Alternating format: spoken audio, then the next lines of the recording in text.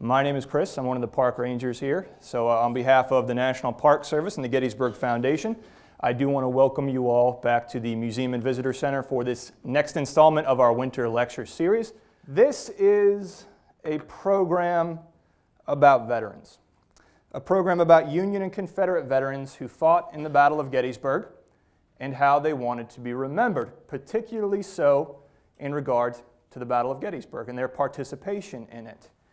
And what we're going to do today to kind of explore that topic and explore the world of the veterans is look at all the different things they left behind. So we'll look at the writing they left behind, the monuments on the battlefield that they dedicated here. We're going to spend a lot of time looking at the orations that accompanied those monument dedications. So what the veterans said when they're physically on the battlefield dedicating their monuments. And we're also going to look at what happened when Union veterans and Confederate veterans met each other on this battlefield for these big blue-gray reunions that happened in 1938 and 1913 and a number of other occasions. So that's what we're going to do. It's a tall order. Let's begin, though, in July of 1938, July 3rd to be exact, the 75th anniversary of the Battle of Gettysburg and the occasion for the final reunion of the surviving veterans of the Civil War. President Franklin Delano Roosevelt arrives in Gettysburg via train on July 3rd. He arrives about 6 o'clock in the afternoon. And a few minutes later, he's part of a 15-car caravan that's making its way through the streets of Gettysburg. His ultimate destination, as we all know, is Oak Hill and the site of the Eternal Light Peace Memorial. But as Roosevelt is driving through the streets of Gettysburg and driving down the Mummersburg Road towards Oak Hill, he would have seen a massive tent city, a veritable ocean of white canvas tents that housed the 1,845 Union and Confederate veterans that returned to Gettysburg for the 75th anniversary of the battle. Along with those veterans was an army of attendants, medical personnel, Boy Scouts, state troopers, military personnel. And they were just a small part of the enormous crowd that descended upon Gettysburg for this big blue and gray reunion. Conservative estimates placed the number of people in and around Adams County during that 4-day period at almost 400,000. We know in front of the Eternal Light Peace Memorial that Roosevelt had come to dedicate, by the time his car caravan got there, there were as many as 200,000 people waiting to see the president, waiting to take part in this ceremony. And many thousands more would listen in at home via the radio. The ceremony that took place to dedicate the Eternal Light Peace Memorial was fairly predictable as far as monument dedications go on this battlefield. It involved two prayers. One was given by the chaplain of the United Confederate Veterans. The other was given by a Union veteran, the Grand Army of the Republic. When the time came to unveil the Eternal Light Peace Memorial, this giant American flag was dropped from the shaft into the waiting arms of two additional veterans. Again, one Union, one Confederate. You can kind of see a theme developing here. And then after that, speeches followed, the most significant of which was the president's. Roosevelt, in offering up his Gettysburg address, talked more about the challenges of the present than he talked about the challenges the country faced 75 years before. Because I think Roosevelt, like Lincoln, recognized that a speech at Gettysburg need not necessarily be a speech exclusively for Gettysburg. The country was just emerging from a Great Depression. War clouds loomed on both the Atlantic and the Pacific horizons. And this was a time for Roosevelt to talk about the country as it then was. And I think Roosevelt recognized that if the United States was going to emerge from this depression and overcome the obstacles of the future, the country would have to be united, a common people striving ahead towards a common goal. And Roosevelt needed to show no better model or inspiration to the country than the Union and Confederate veterans at Gettysburg in 1938. And in his speech that day, he spoke both of them, but also to them. He said this: "Men who wore the blue and men who wore the gray are here together.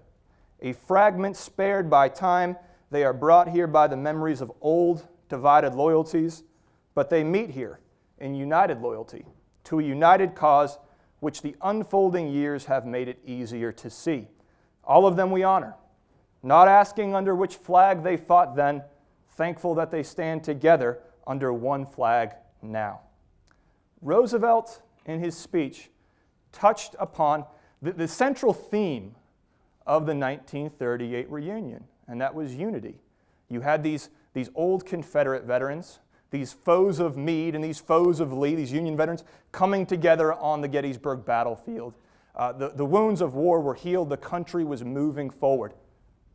At least that's what individuals like Roosevelt and the organizers of this reunion, that was the message they wanted to convey, none of whom were necessarily Civil War veterans. The reality behind pictures like this was a little bit more complex and a little bit messier.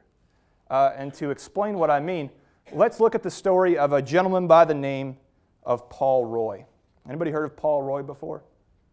Paul Roy, he's a young man, relatively young man in 1938.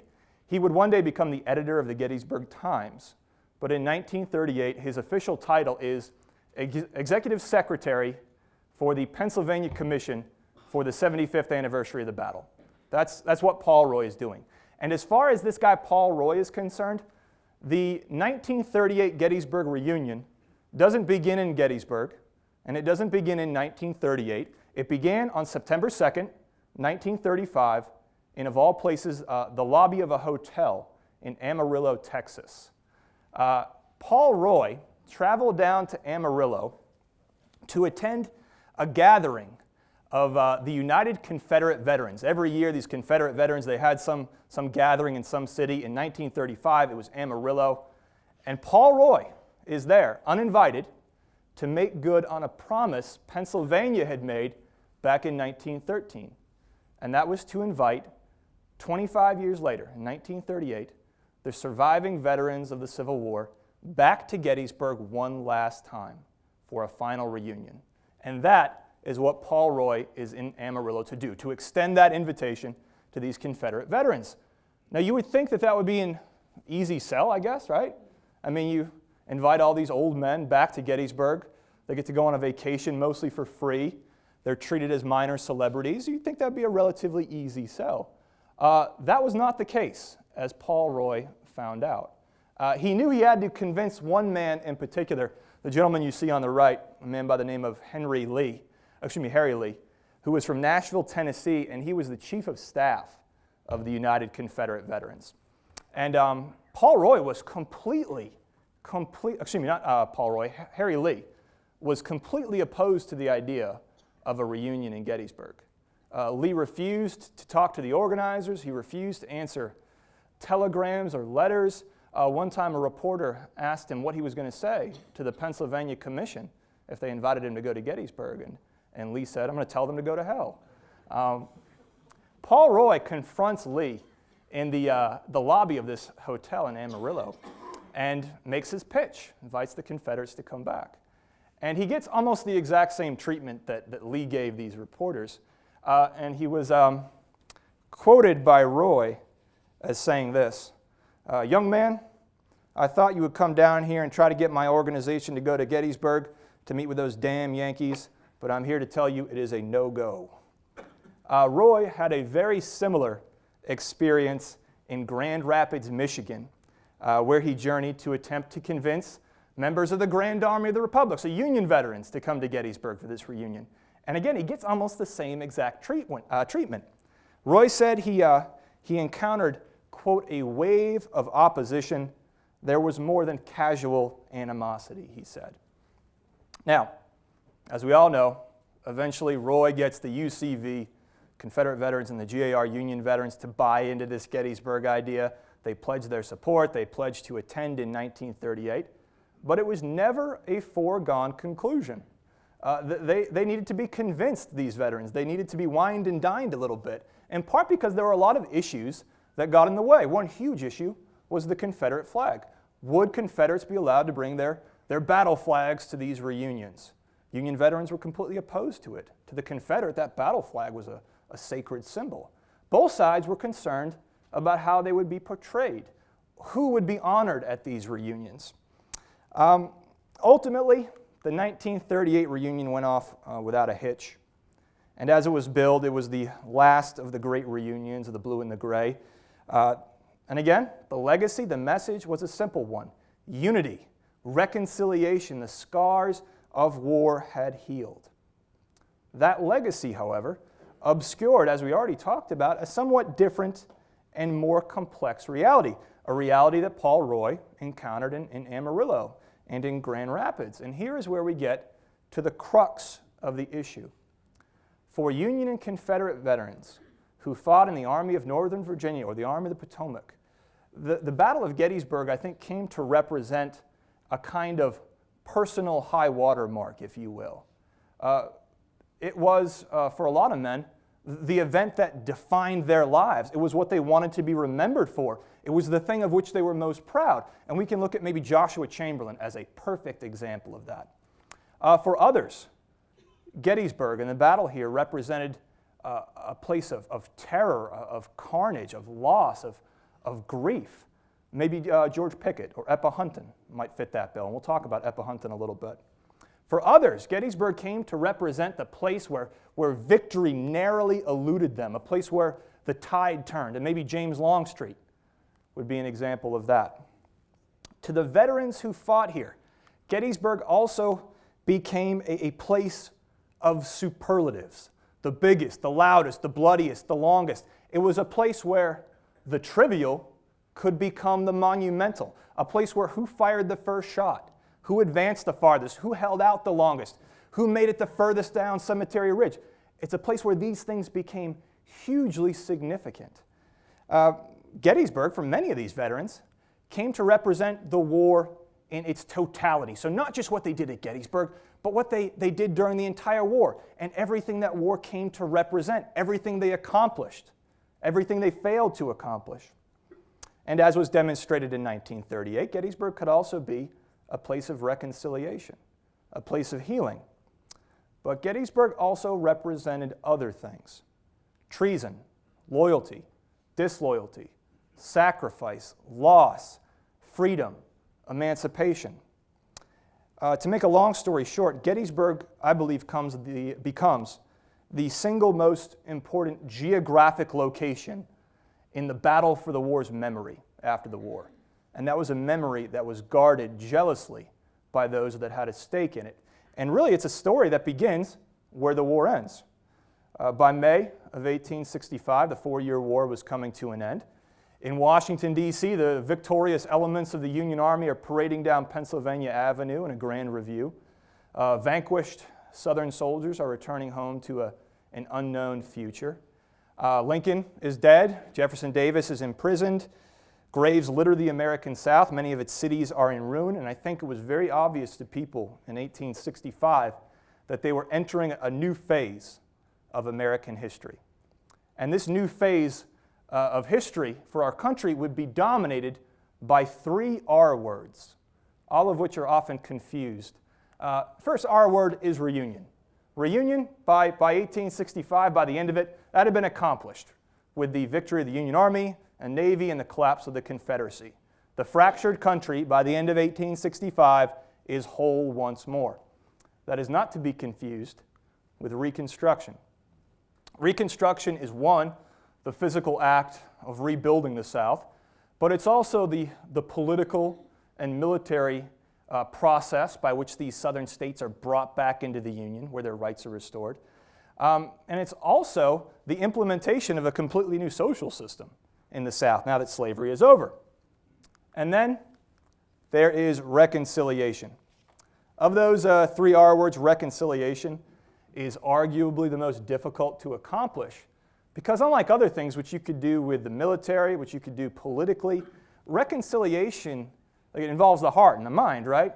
It involves taking 2 people who spent the better part of 4 years trying to kill one another and getting them to accept the results of the war, to forgive, and to move on. As Abraham Lincoln said near the end of his life, we must extinguish our resentments if we expect harmony and union. That extinguishing would prove difficult to accomplish. And your experience of living in this new phase of American history, this post-war period, depended in a large degree to or on who you were and where you lived and what your skin looked like. For our talk today, let's confine our view, though, to just the veterans. So, the Union veteran who returns home to a landscape that is relatively untouched by the war, to an economy that has benefited immensely from it. And I think when the Union soldier returns home, his process from going from Union volunteer to Union civilian is a little bit easier than that which a Confederate's going to go through. But I think Union veterans realize two things when they come home. One, and this becomes more true the further and further that individual got from the war, the American Civil War was the defining moment of his life. It becomes obvious to them, I think.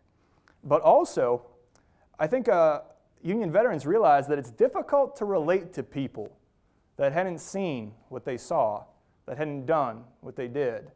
And so, to help with this transition, they form regimental societies, they write regimental histories, they debate the war ad nauseum in the pages of veterans magazines and newspapers like the National Tribune. They hold grand reunions. They form these massive veterans organizations like the Grand Army of the Republic. The Confederate soldier returns home to a populace that is often bitter and resentful. He returns home to a landscape that is often in a state of ruination, to a completely new political and social system. And from that, the Confederate veteran has to rebuild some semblance of his life. And they do the exact same thing that Union veterans do, though to a slightly different degree. They form regimental societies. They gather with other veterans. They debate the war in the pages of Confederate Veteran Magazine or in the Southern Historical Society papers. And as these veterans are going through this process of transition, in Gettysburg, Pennsylvania, the Gettysburg battlefield is being transformed into an American shrine to the Union soldiers that fought and died there in 1863. And this process of taking the Gettysburg battlefield and converting it into this Union Mecca began first as a result of necessity, but also of decency.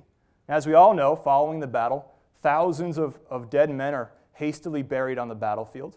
Many of these are Union men. These men who died defending the Union, defending Pennsylvania. And there's a movement that's initiated very shortly after the battle to take these deceased Union men and lay them to rest in some centralized cemetery on the battlefield in a manner befitting the level of their sacrifice. That movement is led by local Gettysburgian David Wills. It results in the Soldiers' National Cemetery that we all know today, the cemetery that's dedicated by Abraham Lincoln in 1863. The designer of that cemetery, the landscape architect who laid it out, was a man by the name of William Saunders. And Saunders envisioned what you can see here, a semicircular layout with a central monument. We know it today as the Soldiers' National Monument or Soldiers' National Memorial. By 1865, the only real piece missing in this National Cemetery design was that centralized monument. They lay the cornerstone of it in 1865, but it is not until 1869 that the Soldiers' National Monument is finished, it's ready to be unveiled, and its dedication will take place on July 1st, 1869, in front of a crowd that the Gettysburg compiler estimated to be about 10,000 people. Those 10,000 people were treated to 3 different orations that day, 3 different orators. One was Henry Ward Beecher. We all know who he is, I'm sure. The other was a politician, Oliver P. Morton. And finally, there was George Gordon Meade, former commander of the Army of the Potomac. Now, you would think that the oratorical expectations were probably pretty high for Henry Ward Beecher and Morton. They're speakers, they're speechifiers. It was probably set fairly low for George Meade, who was not an orator, he was a soldier. But it's going to be the remarks of George Meade that day, July 1st, 1869, that will be the words that most people remember from that event. And Meade began by talking about how beautiful Gettysburg looked in 1869 and how different it was compared to 1863, one of the last times he had seen the battlefield. And he couldn't help but look over the battlefield and think of the men he lost, the friends he lost. And in his speech, he mentions a couple by name. He mentions Vincent and Weed and Zook and, quote, Gallant Reynolds and others far more in number than I have time or words to mention. So I think Meade recognized the tragedy of the war, but he also recognized what had been accomplished by the battle at Gettysburg and his role in it, which happened to be fairly prominent. And he made note of that as well. He said, quote, I give thanks to the Almighty who selected me as a humble servant with those then around me to obtain that decisive victory which turned the tide of that great war. And then finally, Meade spoke of his former enemies, particularly those whose bones still resided on the battlefield. Because the Confederates, they remained in those shallow graves and in those burial trenches on the battlefield, and you couldn't help but notice them as you went around the battlefield. Meade said, quote, why should we not collect them in some suitable place? I do not ask that a monument be erected over them. I do not ask that we should in any way endorse their cause or their conduct or entertain other than feelings of condemnation for their course. But they are dead. They had gone before their Maker. Now, 2 years later, in 1871, the Confederate dead on the battlefield would be exhumed and shipped south for permanent burial. But George Meade, in 1869, in acknowledging their presence, was grappling with a question that every Union veteran who returned to Gettysburg would have to deal with. Now that the war is over, how do you treat your former enemies, the living and the dead? And how do you acknowledge their presence on this battlefield? Meade's 1869 speech also outlined a couple of other things that veterans would really take hold of. One was the idea that the Battle of Gettysburg was the decisive moment of the war. It was the victory which turned the tide. Second was that Gettysburg, after the war and for a part of the wartime period, is looked at as holy ground. This is a sacred site now. As one Union soldier described it, it was a Mecca to which pious pilgrims will come for inspiration. And then finally, Gettysburg in the post-war period was a place to glorify the Union cause, but never a place to commemorate or glorify the Confederates. And as the years passed, these convictions became more and more important to the Union veterans, who eventually would come back to the Gettysburg battlefield and begin the process of memorializing the battlefield. Now, the fact that a Union veteran could come back to the battlefield and erect a regimental monument was due in large part to the work of the Gettysburg Battlefield Memorial Association. Again, just weeks after the battle ends, a number of prominent citizens in Gettysburg band together. They create the Battlefield Memorial Association. Their goal is relatively simple. They want to preserve the battlefield as a memorial to the Union men that fought and died there in July of 1863. And they're successful at that. By the year 1864, 17 acres of land on Culp's Hill, Cemetery Hill, Little Round Top, had been preserved. By 1895, and that's the year the battlefield is turned over to the government, by 1895 they had preserved over 500 acres of land. And by 1895, these 500 acres of battlefield were covered with literally hundreds of granite and bronze monuments dedicated by the Union veterans who fought in this battle. The 1880s marked the height of the memorial period of the battlefield park, and this is when the veterans returned in absolute droves to dedicate this field. And I want you for a minute to try to imagine the experience of being a Union veteran or a Confederate veteran and returning to this battlefield in 1885 or 1889. I mean, most of us get nostalgic when we go to our old high school. I walk around the college campus, and I'm like, oh, wow, I'm really old. Not to make light of what these guys went through. But imagine you're a Union veteran. Going to Gettysburg usually involved a major journey, and it was a journey you may make only once in your life. And for a lot of these men, the last time they were on the battlefield, for a number of them, was in 1863. So imagine you're in the 1st Minnesota and you're walking out to the spot on Cemetery Ridge where you fought on July 2nd. Or you're the 20th Maine and you're visiting Little Round Top for the first time since 1863. And the wave of emotions which must have encountered these men. And for some of them, just the thought of it was too much. Eppa Hunton, Confederate officer who took part in Pickett's charge, he was one such individual, and in a very famous quote he said this. He said, "I have frequently been invited to go over the battlefield of Gettysburg, but I never could summon the courage to do so. It would nearly kill me to see where so many brave men fell, all of them among the best friends I ever had." A veteran of the 114th Pennsylvania did return to the battlefield, and he took part in his regimental monument dedication by the Sherfy House on the Emmitsburg Road. And that Union soldier said that he couldn't escape the mental image of the charred remains of his comrades mixed with the ashes of the barn that had burned there in 1863. So for many veterans, returning to Gettysburg was an incredibly difficult thing to do. But they did return. We know they returned because they dedicate the field, they dedicate the monuments. And monument dedications on the Gettysburg battlefield were fairly formulaic. They usually involved a procession from town out to wherever the monument happened to be. They involved, a lot of times, music, a poem was recited. They involved a lot of talking. These were oration-heavy events, which is good, because Union veterans, in speaking at their monument dedications, tell us a lot of things about what they believed in the 1880s and 1890s, particularly so in regard to the big picture questions. What they thought the war was about, what they had accomplished, what they wanted to be remembered for. So what do these monument orations tell us about these Union veterans? Well, one, and we already mentioned it, Union veterans considered the Battle of Gettysburg the high watermark, the turning point of the Civil War. Now, how many of you believe that today as historians, that Gettysburg's the turning point? Because there's a lot of debate about it. Various historians will talk about Emancipation Proclamation, Vicksburg, the election of 1864.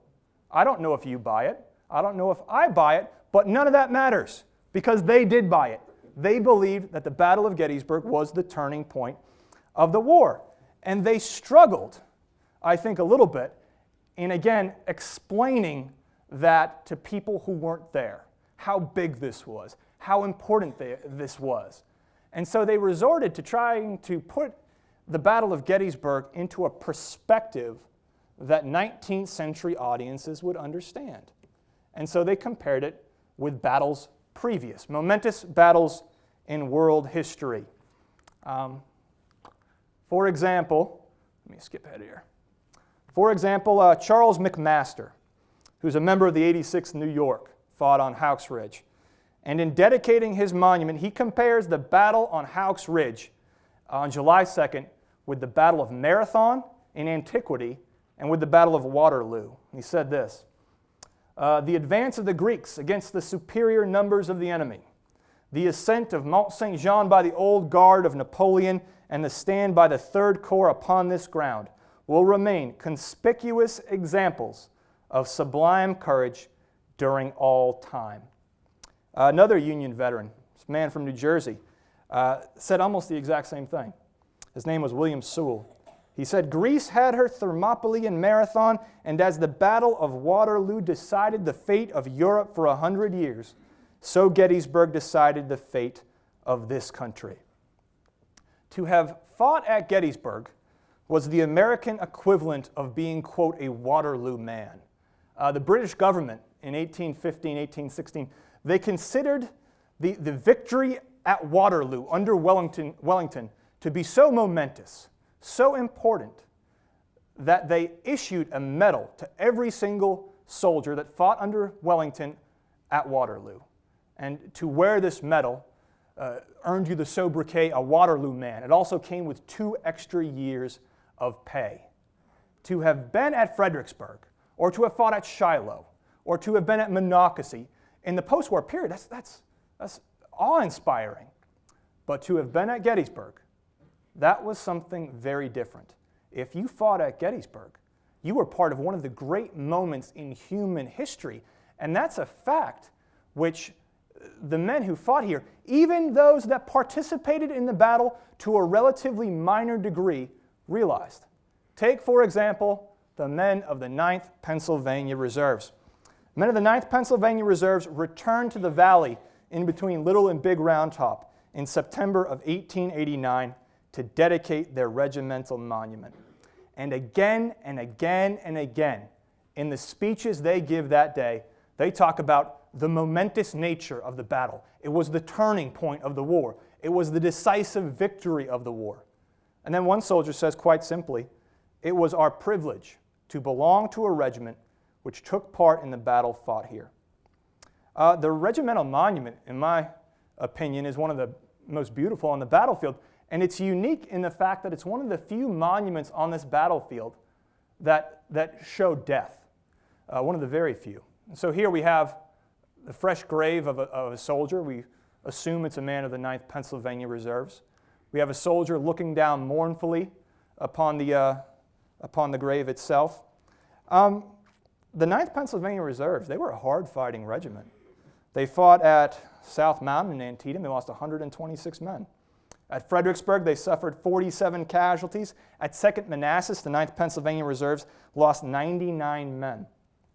Now, when we look at that monument, we can visualize that scene happening between Little and Big Round Top. We can see ourselves watching this veteran bury his friend who was killed there on July 2nd or July 3rd, except that scene didn't happen at Gettysburg for the 9th Pennsylvania Reserves. In the Battle of Gettysburg, the 9th PA, they lost 5 men wounded, all of whom recovered. Not a single man in that regiment was killed. But that doesn't matter, because the 9th PA, as much as they might have done at Fredericksburg or Chancellorsville, as might have suffered at Antietam, Gettysburg was where they wanted to be remembered. Another example would be the 84th Pennsylvania, another tough regiment. They lost 215 men at the Battle of Chancellorsville alone. This was a hard-fighting regiment. And they dedicate their monument in 1889. You can see it today on Pleasanton Avenue. It's right by the Pennsylvania Memorial.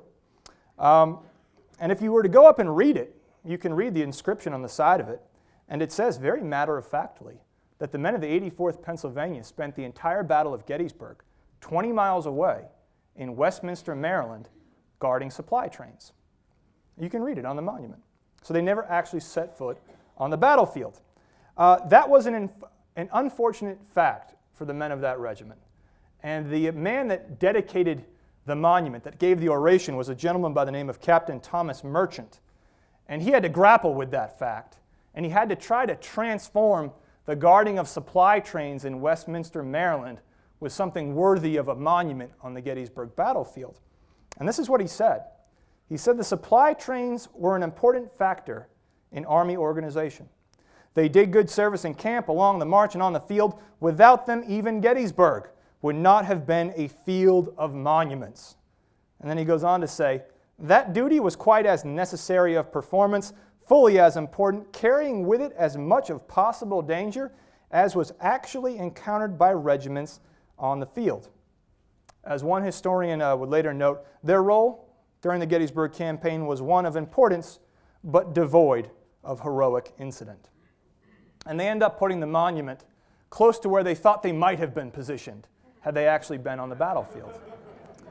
But again, the fact that an individual regiment might have done more, suffered more in another battlefield was unimportant, because for a lot of the veterans that could connect themselves, even in a small way, with the Gettysburg battlefield, they used that connection as an opportunity to talk about the war as a whole, everything they had done, everywhere they fought, not necessarily just on the Gettysburg battlefield.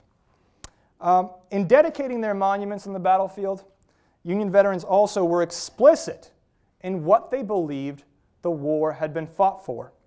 And the Union veteran who fought at Gettysburg overwhelmingly said he fought for Union. Take, for example, the monument to the 12th Massachusetts in Oak Ridge. It has an inscription which actually quotes Daniel Webster, "Liberty and Union, now and forever, one and inseparable." At the dedication of the Hancock Equestrian statue on East Cemetery Hill, Henry Bingham was the main speaker.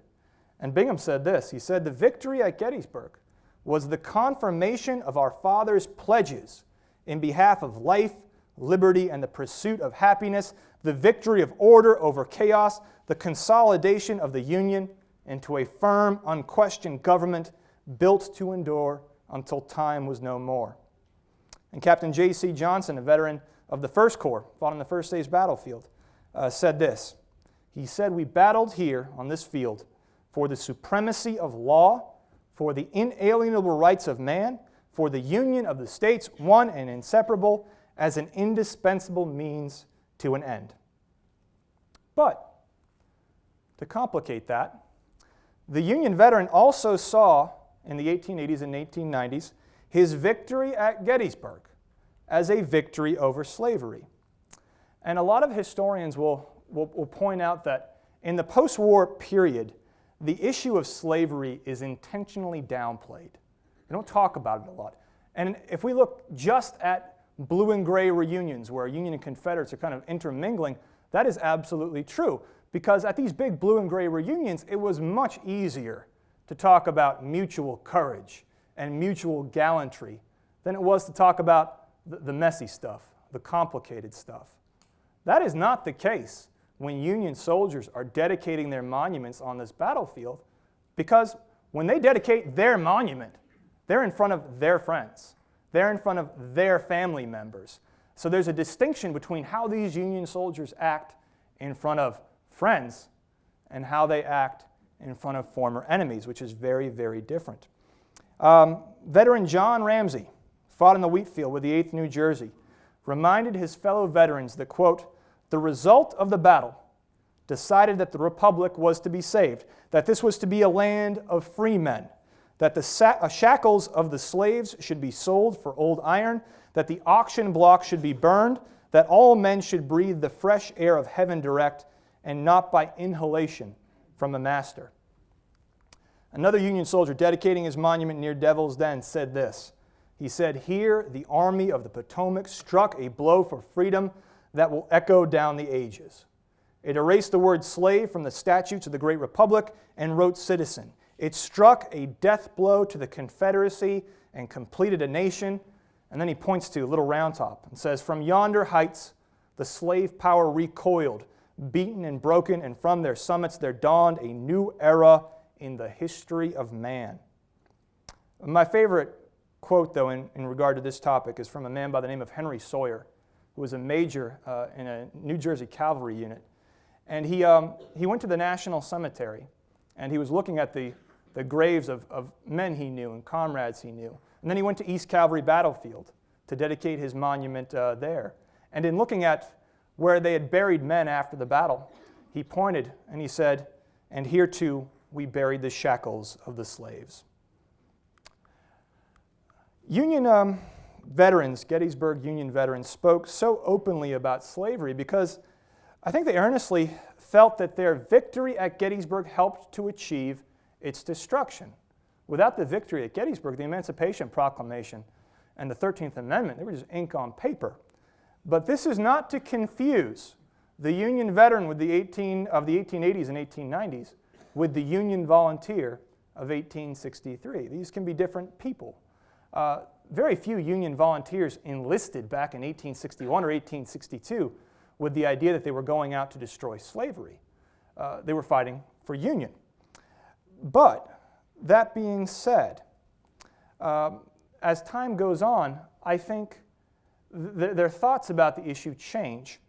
And by embracing the destruction of slavery as one of their accomplishments at Gettysburg, it put them on the right side of the issue. And it also served to differentiate them from their former foes in the Confederate Army. And you can almost hear these Union veterans saying, yes, the Confederate was brave. Yes, they were gallant. Yes, they showed amazing fortitude. Yes, their generals were skilled, but they fought to keep men in chains, and we fought to set them free. As Joshua Chamberlain said in helping to dedicate the main monuments at Gettysburg, quote, "The lost cause is not lost liberty and right of self-government. What is lost is slavery of men and supremacy of states." Gettysburg presented a bit of a conundrum for Union veterans, particularly those who came back to the battlefield. How do you recognize the role of the Confederates in the battle while maintaining the battlefield as a solely Union memorial park? That was a difficult thing at times to juggle. As one veteran of the 13th New Jersey said, "Let us never forget that treason was treason and that loyalty was loyalty." But then again, it was difficult to deny that on the Gettysburg battlefield, Confederates had shown amazing courage. They had done extraordinary things, and that often made them the object of admiration. We still do that today. It's difficult to look at Pickett's charge and not think, my God, those men are brave. How could they do that? Which only served to kind of infuriate Union veterans. One soldier of the First Corps, Army of the Potomac, would later say, "In giving credit to the rebel troops for courage, let us not forget that the Union troops showed courage equal to theirs, and more enduring, and moreover, that they showed a devoted loyalty which sanctified their courage and made it sublime." Some Union veterans were nearly rabid in their attempt to stamp out even the slightest hint of a Confederate memorial or monument on the Gettysburg battlefield. But other veterans actually welcomed some sort of Confederate monument or marker or tablet on the battlefield as an act of history, not as an act of commemoration or glorification. As one survivor of the Second Corps Army of the Potomac said, "I hope to see a day when every Confederate command will have an appropriate marker on this field to fully picture rebellion rising to its supremest effort and falling fatally wounded." To the consternation of many Union veterans, a number of Confederate memorials, regimental monuments, were placed on the battlefield, in particular that to the 2nd Maryland. And the dedication of the 1st/2nd Maryland Monument on Culp's Hill followed the same general pattern as Union monument dedications. The veterans returned to the Gettysburg battlefield. There was a procession that involved about 2,000 onlookers from Baltimore and Frederick. They left the town, they walked over Cemetery Hill, they arrive on the lower slopes of Culp's Hill where their marker is, and the ceremony begins. The main speaker that day was a former captain in the unit, a man by the name of George Thomas. And he looked at Confederate monuments on the battlefield simply an act of good history, telling the other side, the other part of the story. He said this of the Battle of Gettysburg: "In all the story, it is but half told, and now the managing control of the battlefield has, with liberal and broad appreciation of its duties and obligations, thrown wide the door to the survivors of the Confederate commands to complete the record." So, Confederate markers on the battlefield, again, just good history. It's how you understand the battle. But then he goes on, and he concludes with a paragraph that would have incensed, I think, Union veterans had they been there. He imagines, Thomas does, a not-so-distant future when the Confederate veterans of that Maryland regiment were in the very twilight of their lives. And he paints this picture wherein these old Confederate veterans return one last time to Culp's Hill, except this time they have their grandkids in tow. And they make the hike up and over Cemetery Hill and up to Culp's Hill, and these old Confederate veterans show their grandkids the monument to where they fought. And they recount the deeds of valor and glory. But then Captain Thomas imagines the grandchild looking up at the old veteran and saying, "And yet you failed." To which Thomas encourages his comrades to reply, "Tell them it's not so. Failure is in duty left undone. Obeying the call of sacred obligation, we did our part as best we might." Northern veterans, Union veterans, were also slightly upset at the date these Confederates chose to dedicate their monument. Any guess as to what date it was? Not July 4th. A date even more holy to the Gettysburg Union veteran. 19 November 1886, the anniversary of the dedication of the National Cemetery. Now, in the struggle for memory being waged on the Gettysburg battlefield, the monument to the 2nd Maryland was but a skirmish compared to the battle waged over a proposed statue to Robert E. Lee. In January of 1903, Pennsylvania State Representative Thomas Cooper introduced legislation in Harrisburg that would allocate $20,000 for a statue of Robert E. Lee on the Gettysburg battlefield, provided that Virginia would raise an equal amount of money. And the first question we need to ask is, why in the world, in 1903, would the state of Pennsylvania want to spend money on a statue to Robert E. Lee? Supporters of the monument cited two reasons. One, again, good history, act of good history. The Philadelphia Ledger stated that Gettysburg is a beautiful one-sided picture. There is not a monument or inscription to show that an army of equal in numbers and valor to our own struggled fiercely for 3 days to destroy it. The other reason was as an act of reconciliation. As one supporter said, the monument would be placed there not as a tribute to rebellion, but as a tribute to the heroism of the blue and the gray. And as you can imagine, Union veterans are rather upset about this proposed idea. David McMurdy Gregg, Union general, commanded a division of cavalry on the Gettysburg battlefield, said that if the intent behind this monument was to heal the discord between North and South, surely, quote, propositions like this will fan it into a flame. Union veterans in Mechanicsburg, Pennsylvania, said that if the legislature is so anxious to spend our money, it would be appropriate if paid to its loyal citizens along the southern border of the state who lost thousands of dollars by having their property stolen and destroyed by the armies commanded by the aforesaid Lee. Union veterans found actually an unlikely ally in the form of Major William Robbins, who was one of the commissioners of the of the Gettysburg National Park. He was also a former Confederate. He served in an Alabama regiment during the battle. Robbins stated in an open letter in the Gettysburg Compiler that of the park avenues, fully 1/3 are on the Confederate line of battle. He said there are hundreds of tablets and markers placed by the War Department that are already out there telling the Confederate side of the battle. And so Robbins said that as far as he was concerned, Confederate history was being told on the Gettysburg battlefield. Now, the proposed Pennsylvania statue to Lee never comes to pass, but as we all know, in 1917, the Virginia Memorial is dedicated on the battlefield, and that essentially, I would say, ends the battlefield as a solely Union memorial park. And as we all know today, there are many different Confederate markers and monuments and state memorials on the battlefield. But as the memorial period ends, the reunion era, I guess we can call it, begins. Big Union and Confederate reunions in the Gettysburg battlefield were relatively rare, but when they did happen, they captured the popular imagination in a way that other just solely Union or solely Confederate reunions never did. And the purpose of these big blue-gray reunions, whether they were held in 1913, 1938, 1887, were usually as an act of reconciliation, a coming together of the two sides. As early as 1869, though, David McConaughey, local Gettysburg attorney, was attempting to organize a reunion of high-ranking officers in both armies. Come back to the battlefield in 1869, help us mark the battlefield. And he corresponds with dozens of different officers. He writes to George Sykes. He writes to Samuel Crawford. He writes to Winfield Scott Hancock.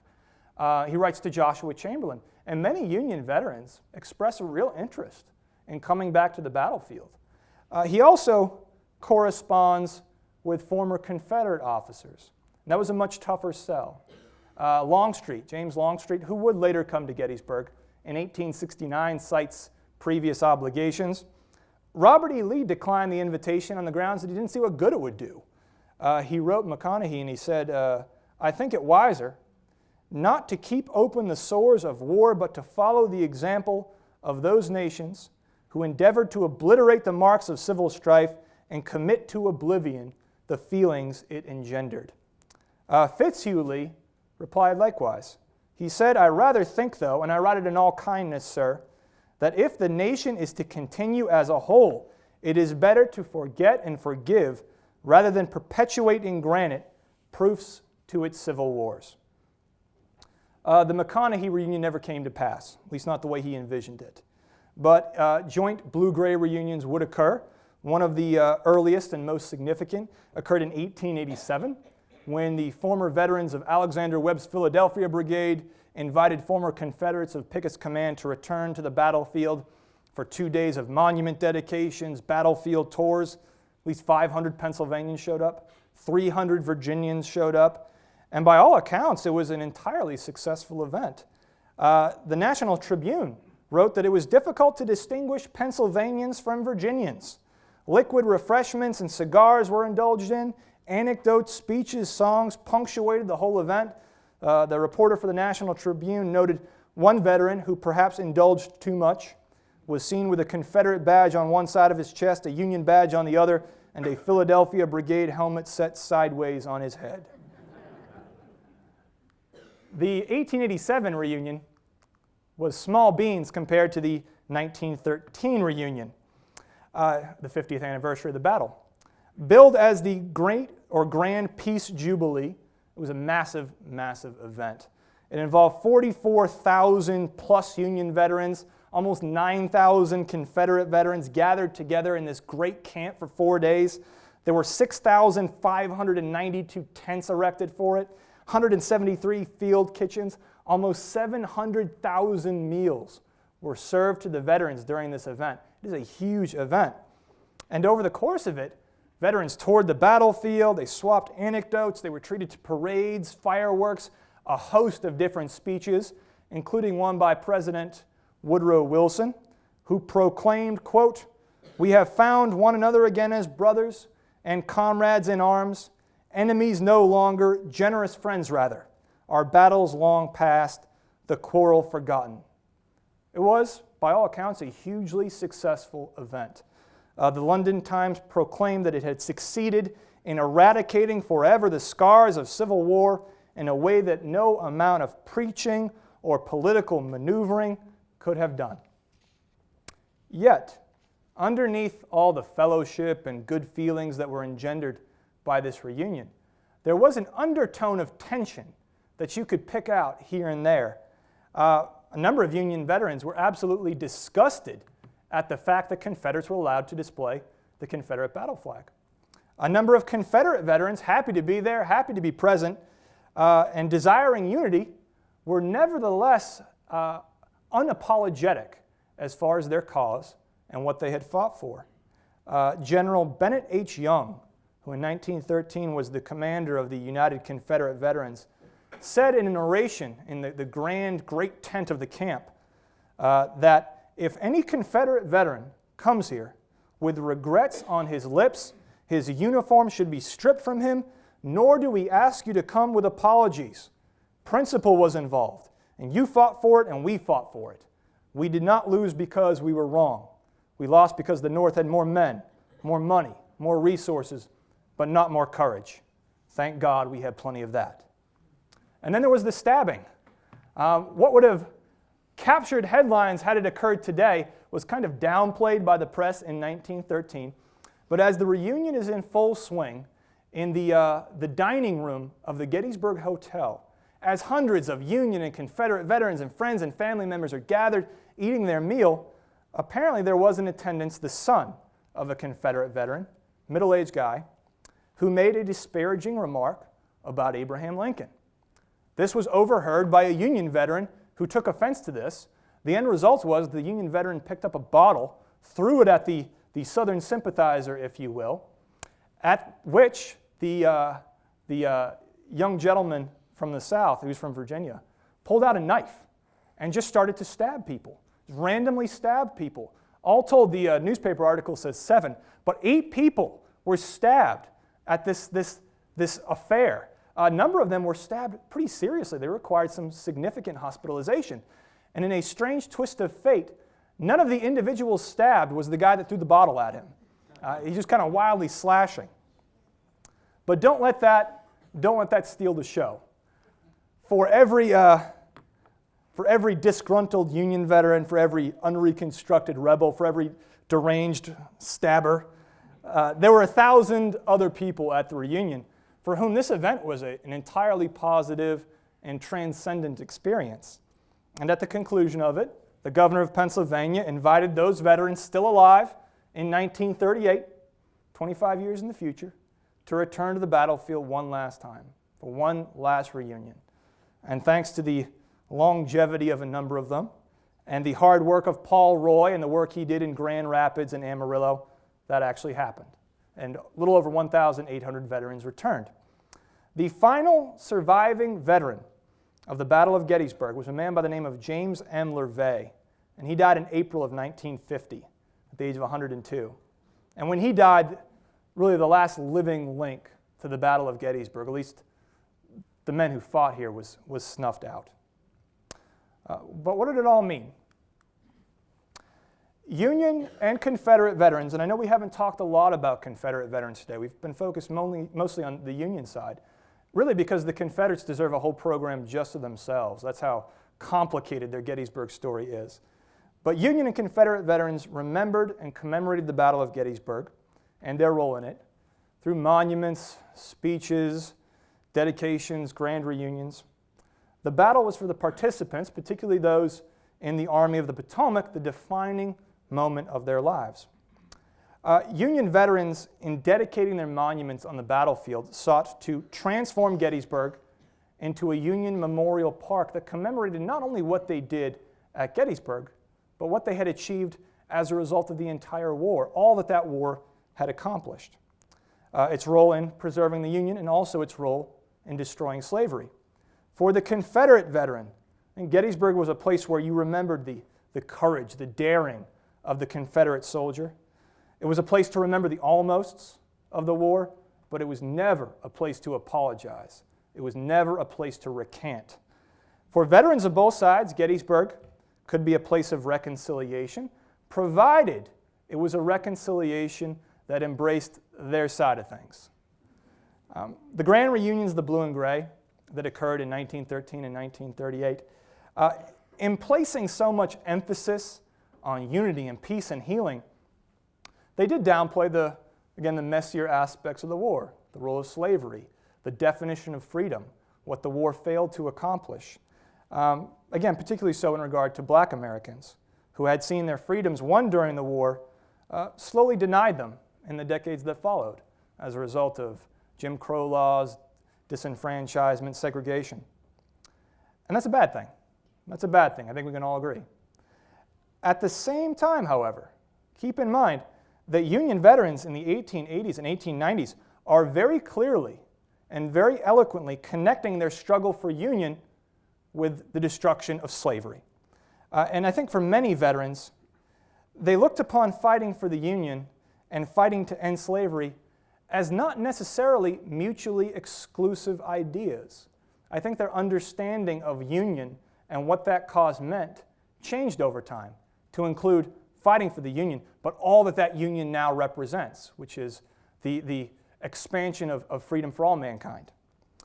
Also, and I'll add this as a caveat, let us try to envision a world in which Union and Confederate soldiers who survived the Civil War never made any attempt to reconcile, that the bitterness that marked their relationship in 1864 never waned, never decreased, that these men never had the moral courage in 1887 or in 1913 or in 1938 to go up to a man they had fought against decades before and embrace them, regardless of how incomplete or complicated that embrace may be.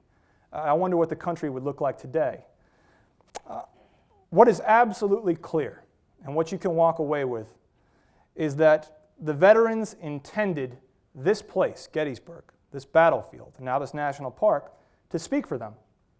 This hallowed ground, this again, quote-unquote Mecca, would tell subsequent generations, all the way up to us in 2015, of the courage, sacrifice, the principles of that 1863 generation. And I'm tempted to close today by quoting Joshua Chamberlain, that very famous quote he has about generations that know us not and that we know not of. But instead, I'm going to go back to the guy that guarded the supply wagons, and I'll give him the last word. That's Captain Thomas Merchant of the 84th Pennsylvania. And in dedicating, and that's not their monument, but it's a cool picture. In dedicating his monument, after he tried to glorify the guarding of supply wagons, he asked those in attendance to imagine every single soldier, every single man that served in the 84th Pennsylvania from 1861 to 1865. And then he asked the crowd to look at the monument and imagine. And he said this: "For the moment, it moves aside, and where it was, and within the lengthening of its shadow, we see them all. And as we glance from right to left, from front to rear, one is taken from here, another from there, one by one, from the highest in rank to the lowest, from the oldest in years to the youngest, the man and the boy. First the 230 in time of war, then the many who have left us in the days that have intervened, and then comes the shaft into the space which was made for it. We look upon it now and know that it stands for them. The time is coming when it will stand for all those whose names made up the regimental roll. Then, and not till then, shall we know that our work here is fully done." Folks, I want to thank you all so much for braving the weather to be here.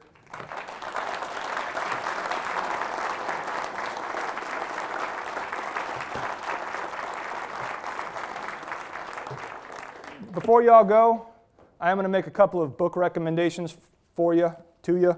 One is called Across the Bloody Chasm by Keith Harris, which just came out. Another is Remembering the Civil War by Dr. Carolyn Janey. You can buy them both in the bookstore. But in the end, the best place to go is the words of the guys themselves. And you can do that by looking at works such as New York at Gettysburg or Pennsylvania at Gettysburg. They're monument dedication speeches that have just been compiled. You can find them for free on Google Books. Or if you're me, I bought a copy of New York at Gettysburg, an original copy, in Boston, and I paid $25 for it. And when I brought it home, I opened up the front cover of the first volume and found that it was autographed by none other than Daniel Edgar Sickles. You can't get that on Google Books. Folks, I'm sure you got places to go, so if you want to head out, go for it. If you have any questions, I'm here. Yeah.